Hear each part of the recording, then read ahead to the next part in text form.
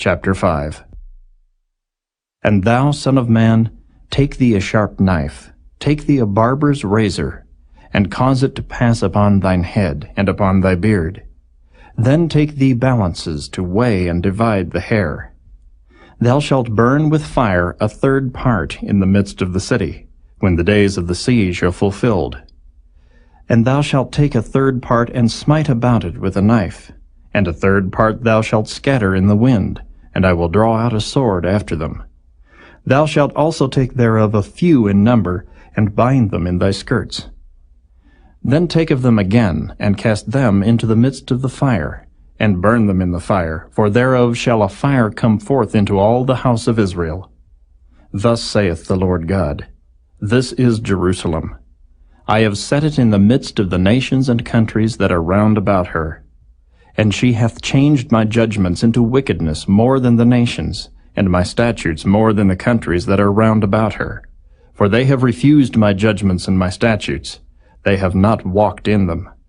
Therefore thus saith the Lord God, Because ye multiplied more than the nations that are round about you, and have not walked in my statutes, neither have kept my judgments, neither have done according to the judgments of the nations that are round about you, therefore thus saith the Lord God, Behold, I, even I, am against thee, and will execute judgments in the midst of thee in the sight of the nations. And I will do in thee that which I have not done, and whereunto I will not do any more the like, because of all thine abominations. Therefore the fathers shall eat the sons in the midst of thee, and the sons shall eat their fathers. And I will execute judgments in thee, and the whole remnant of thee will I scatter into all the winds. Wherefore, as I live, saith the Lord God, surely because thou hast defiled my sanctuary with all thy detestable things, and with all thine abominations, therefore will I also diminish thee. Neither shall mine eye spare, neither will I have any pity. A third part of thee shall die with the pestilence, and with famine shall they be consumed in the midst of thee. And a third part shall fall by the sword round about thee.